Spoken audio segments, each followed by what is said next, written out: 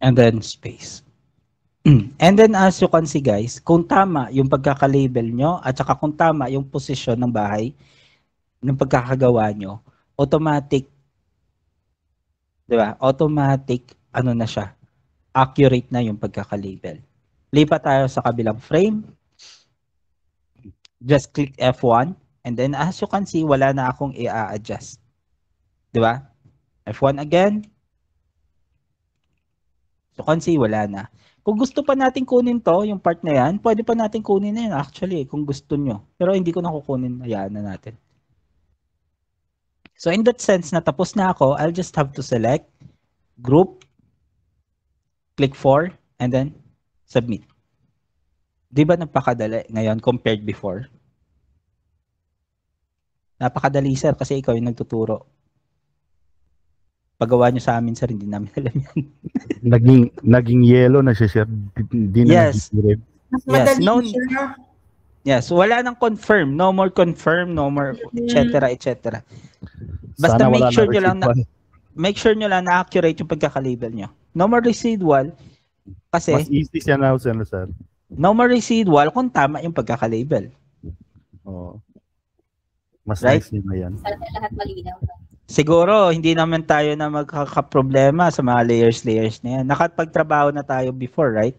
Okay, nagka-crash pa. Like I said, nasa beta stage pa lang kami. So as you can see, nagka-crash pa yung system, di ba? Hindi pa ganun ka-perfect yung system. Kaya kami muna yung pinapasulong sa laban dito, sa kabila. Kasi kapag ito, inopen sa lahat, wasak agad yung project, right? Hindi naman to project talaga. Para lang itong parang testing phase.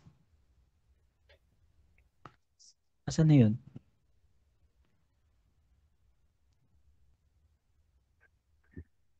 Para lang itong testing sir, phase. Kasi ikaw yung gumagawa eh. Madali din yun. Magagawa nyo rin yun if ever. Okay. Pero yung problema ko lang is nagka-crash siya. So open na lang tayo another ID. Nagka-crash na yung ID ko na yun. Mamaya ka na mag-question. Ay, mamaya na. Sige po. Mamaya na.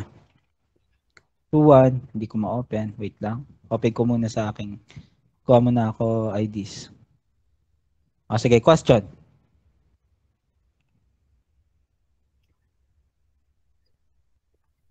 Yes? Question please. Question po. Wala na. Question, sir. Wala. Si kay Clark ako mag-ano. Hindi ko pinapansin. Pag nagtanong po kayo ng lampas sa ating pinag-discussionan or advance sa pinag-discussionan natin, hindi ko sasagutin, okay? Ay, ganun. Yes. Limit. Usually, pag ganyan, sir, walang hindi nakaka-capture ng AI. Talagang plain lang siyang... Like I said, hindi ako magsasagot ng advance sa ating pinag-usapan. Why? Kasi i-discuss ko po iyan. Okay. For this project kasi, ito, yung project na ginagawa namin ngayon, iba ito. This is a beta phase project. Okay? Beta phase pa lang ito. So it means, siguro bayad dito, like Sir Pauline said kanina sa training namin, parang new creation ata yung bayad. Pero sa actual project na, hindi ko alam kung ano yung sitwasyon. Okay? Hindi ko alam kung ano yung sitwasyon. So for now, binibigyan ko lang kayo ng hint ng ating magiging project. Binibigyan ko na kayo ng advanced training for that sense. Diba? Para hindi na rin tayo magka-problema in the near future. Right? Para kung meron mang part tayo na hindi naiintindihan for now, matatakel na natin ang paunti-unti next time. Ang malabo yung map. Kung malabo yung map, for example, kagaya nito, as you can see this one. 'Di ba hindi ito natabunan to? Natabunan nasa black part. Wala na tayong gagawin diyan. Tipa tayo sa kabila muna. This one, siguro for me, kung gusto ko i-capture yung top part, okay din i-capture to. Pero dito mas mas masakit sa mata dito sa area na to or sa mapa. Dito sa left, 'di ba? Kasi medyo ano siya, matingkad. So gagamitin ko dito sa kabila. Pwede ko 'tong i-flip view para mag-swap sila ng image. And then ito yung gagamitin ko. So i-draw ko yung top layer.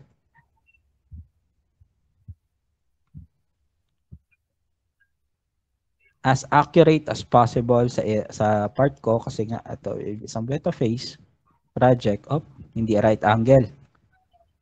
Alam nyo guys, kung metikuloso kayo, mas metikuloso ako.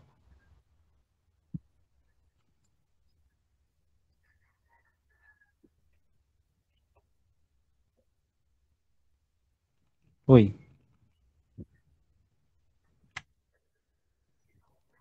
Ito lang gusto ko. So, ayan. Tapos, select that label, drag it up until sa ground. Okay? And as you can see, hanggang dito yon yung ground part niya. Or kung saan nagtagpo yung ground tsaka yung building. And then, in that sense, kung gusto niyo na silang i-swap ulit, kung gusto niyo ulit gamitin yung image na to na nasa kabila, pwede niyo ring i-reset view. Okay? Reset. Ayun o. 0. Ito pala, reset main view. Okay. And then as you can see, malayo, di ba? Kasi nag-reset ako ng main view. Ito, babalik ko yan dyan. As you can see, hindi na siya accurate. Why? Elevated, sir. Medyo elevated siya. Okay, medyo elevated yung top. Medyo elevated tong top part na to. So yung gagawin natin is ganito na naman natin. Ika-cut ko siya.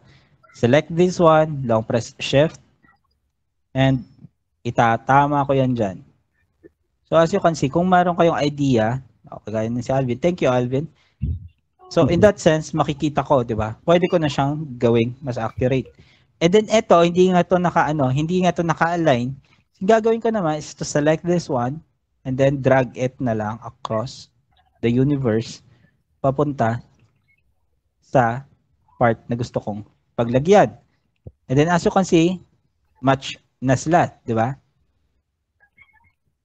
Tapos, i-draw naman natin yung next layer. Yung next layer naman, dahil dito wala naman yung cut, wala namang separation, eto na yung magiging next layer natin. So maghahanap ako ng area na pwede kong pagpasukan sa kanya. So, tingin ko dito mas magandang pumasok. Part na to. So, click ako letter H. Click ako dyan. Tapos, gawa akong isang point. Then, diretso na ako dito sa corner nang gusto kong pasukin. And then, label ko na siya. Label ko na yung outline niya. Wait lang. Mali. So kapag hindi para kayo marunong mag-fan out ng corners or ng layers, magkakamali kayo. Like sa akin, medyo matagal na rin ako hindi nakaka 3D matching. Ito mas mataas pala to compared sa iba. So ito, ililabel ko to ulit. Mas mababa. Ililabel ko to as ganito. May mga error pa yung system. And then lock, and then good. That would be fine, right? And then as you can see, dito, wala na akong ginawa kasi 0, 0 na yung label ko. Di ba? Accurate na siya. Yung offset na ganyan, napakaliit na po niyan. Microscopic level na yan. So, hindi na yung problema. Hindi yan offset. Okay? So, next stage, pagkatapos natin dyan, dito na tayo papasok sa kabila. Itong layer na to na nasa baba. Dito ako papasok, letter H, snap, and then draw the outer layer or outer line of the building.